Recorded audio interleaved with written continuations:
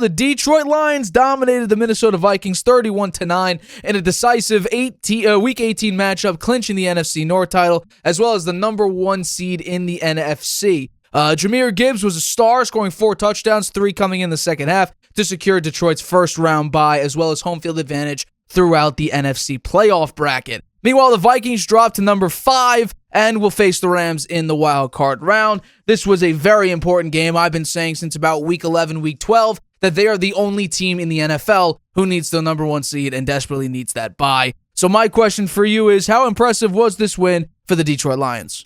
My takeaway here is Gibbs runs his way. The Lions' victory. 4 TDs, 139 yards rushing. Led the NFL in scrimmage TDs this year with 20. Campbell said Gibbs was the Lions' X factor against the Vikings. Vikings drop in the power rankings now after a 22-point loss. The Athletic dropped them all the way from number 2 to number 5. Darnold couldn't handle Glenn's full-on blitzes and oppressive claustrophobic coverage. He was 18 of 41, 166 yards, no TDs, a passer rating of 55.5. It was definitely his worst game of the season. Was this a stinker or an anomaly for or a regression to the norm for Darnold? I think that's the big question here. The passer rating went from in weeks 1 through 17 was 106.4, which is 5th best. From week 11 to 17, it was even better, 114.1. That was 4th.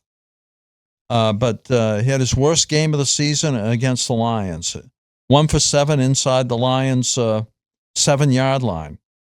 Couldn't throw against the blitz when he was great against it all year long against other teams. The Lions played man coverage. He had trouble with that. He had no TDs and 4 red zone attempts. 3 goal to goal. He were goal to goal on 3 of the attempts. 2 were fourth and goal attempts. I think it's lucky for Darnold that the Rams don't blitz that much and don't play as much man coverage. But I think it exposed Darnold a little bit in this game, the biggest game of his career. He came up small. Well, I said this. I was a big Lions guy for several weeks. I called them the best team in the NFL all the way back in Week 8, and I stood on that the entire season up until they got so banged up that at one point they had 22 guys either out or on IR, and I dropped them to number 3, which I had the Chiefs, who had only 1 loss at the time, and the Eagles, who were healthy and a very dominant team in the NFC at the time, as the number 1 and number 2. But now this reclaims the spot for the Detroit Lions being the number 1 team in the NFL. I understand that the Chiefs only have 1 loss, but to me that doesn't really matter. Or actually, they have 2 losses now, because of Carson Wentz and the Denver Broncos game. I thought this was a testament to just how great of a culture and how much the players believe in Dan Campbell. They were down so many guys this season, and on defense, which since Dan Campbell's got there, has been the worst part of their team. Their defense has been the issue throughout Dan Campbell's entire tenure. And I think Aaron Glenn, while he probably would have gotten a job or at least gotten a lot of looks, I think that this performance was a nice 3-hour interview. And this proved why he will get a head coaching job this season. I'm not sure where, but I think this was a nice 3-hour preview of what you can do with a bunch of backups and only 1 returning starter in Alex Anzalone, who did a very nice job actually defensively. I think that they came up with a new system, a new defensive scheme, which pressured the hell out of Sam Darnold. You played him a lot of single coverage. You blitzed a lot. You blitzed him 46.7% of the time. Sam Darnold looked lost. Like he looked like he was seeing some ghosts out there. He got hurried 22 times and hit 9 times. I mean, they were tormenting him in the backfield. Amik Robertson did a great job at defending Justin Jefferson. I thought he disrupted him a lot, especially early. And what did I say after the game against San Francisco when we covered that game?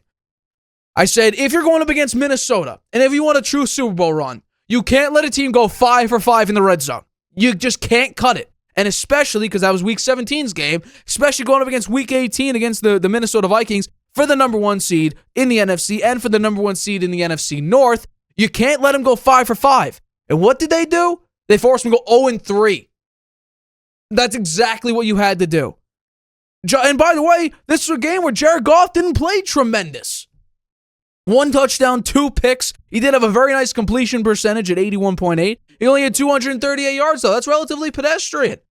1 touchdown, 2 picks, and one of the picks was a "what the hell are you doing?" It's basically like an arm punt, middle of the field. But this was a testament to just how much this Lions team believes in Dan Campbell and believes in each other.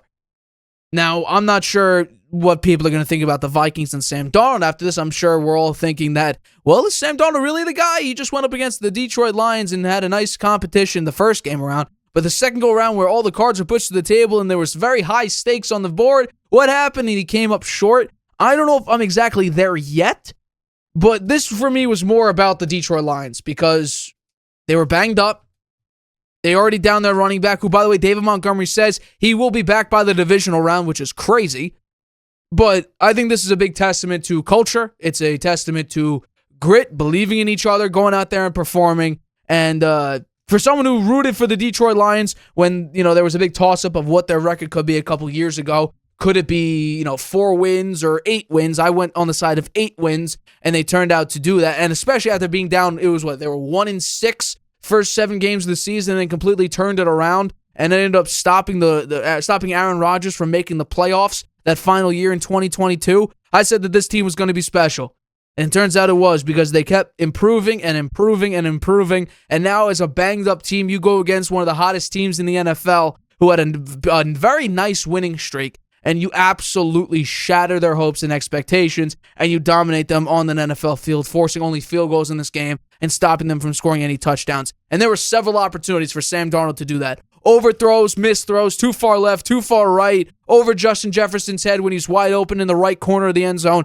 There were plays to be made, but the Lions got to him. They hurried up his mental clock, forced him into mistakes. And the only positive that you could say about Sam Darnold, he didn't have any interceptions. That's the only thing. He should have had probably 3 or 4 that were in the arms of Detroit defenders, but they didn't catch him, or it was just a nice pass breakup. They weren't expecting to actually intercept the ball just because maybe it was just a crazy play, whatever the case may be. The only positive you could say is Sam Darnold didn't throw an interception. But outside of that, you force him to go an absolute pedestrian 18 of 41, 43.9% completion percentage, 166 passing yards. You pressure him on basically 49% of his dropbacks.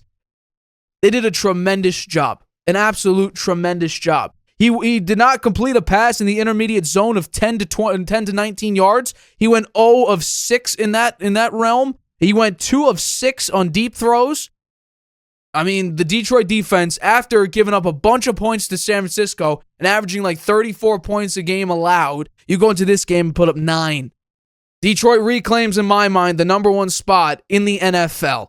And if they keep playing like this, and especially coming off a bye week, going up against what most likely will be, my guess is, I'm picking the Rams to probably beat there's a little teaser for Friday's show. I'm probably picking the Rams to beat Minnesota. I'm not sure yet. But you have an opportunity to just cruise to the Super Bowl, essentially.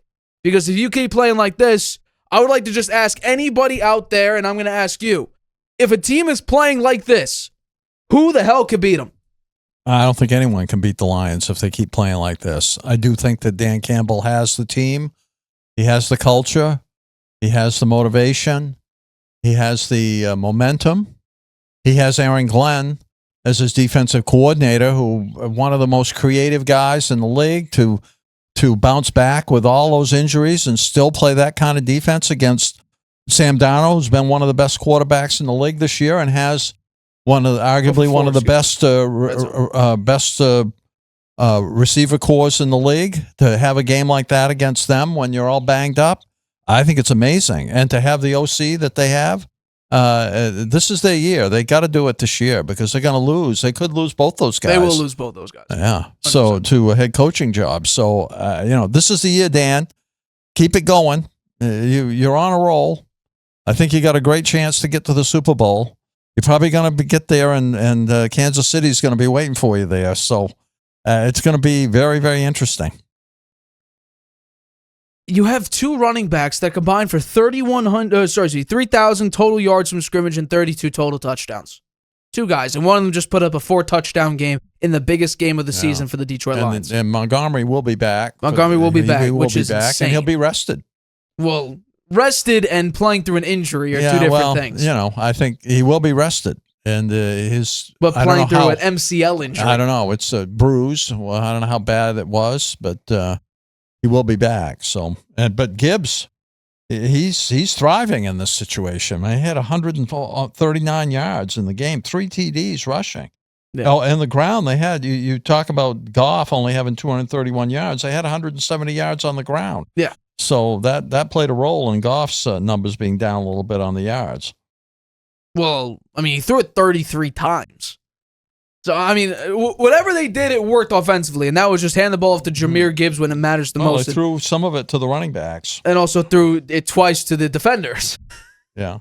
And it didn't matter, though. That's the thing about Jared Goff. It didn't matter. Because he threw 5 interceptions in a game, and they somehow won. Mm. They were getting better as the game went on. They scored more and more points as the game went on. Yeah, 14 points in the fourth quarter. The game was close at the end of the first half. It was only 10-6. Right. And through a large portion of the first half, it was 7-6. 21-3 in the second half. Yeah. I mean, it was a masterclass for Aaron Glenn to do that with a banged-up lineup. And by the way, they got one massive starter back in Alex Anzalone. That's it. I think they still have 12 or 13 guys on IR on defense. Yeah. One starter who also made some big-time plays in the game. Aaron Glenn deserves a lot of credit here to be able to, on the fly, keep the defense playing at that kind of level. Even though it did regress some. I mean, they've given up a lot more touchdown passes since all the injuries occurred. But still, have a game like that against the Vikings, who've won 14 games, and Darnold, who's having a great season, it was very impressive. I think that, again, who could beat this Lions team? If they maintain anything close to how they've been playing, through their hot spots here, and even some of their lower spots the past couple weeks, even if they bring some of that, and if they somehow recreate this masterclass, the Bills can't beat them, the Steelers for sure can't beat them, Ravens can't beat them. I don't think the Chiefs can beat them. You don't think the Chiefs can beat them? You went up against Justin Jefferson, the best wide receiver in the NFL, and you basically shut him down the entire game in one-on-one coverage. One-on-one coverage. You also have Aaron Jones, who's a very good running back. It was essentially a no factor in this game. No, we're going to talk about the playoffs on Friday. Hell yeah! And we won't be talking about the Super Bowl then, but I do think about a month for that. I do think if it's the Lions and the Chiefs, it's going to be very hard for the Lions going up against a team that's trying for a three-peat, and the Lions, the first time they've been there, and in the Super Bowl era. So it's a little different. But remember, though, that championship game was the first one in, 30-something years? And they lost it. They were up by 17 points, and then they lost it. Dan Campbell made his own business decisions that didn't turn out so hot. Oh, maybe he went 2-4 on fourth down on this game. Maybe he learned from that. I mean, it's his identity. True. You live by it, you're going to die by it as well. Yeah. Hi, everybody. Thank you for watching this clip of the Harvey Hour. If you want to watch the full show, you can by clicking the I in the top right-hand corner right now. If you want to take the show with you on the go, it is available wherever you get your podcast. We go live here on YouTube every single Tuesday and Friday at 6:30 p.m. Eastern. So make sure you hit that like button, that subscribe button, and the notification bell to get notified whenever we upload a video and whenever we go live.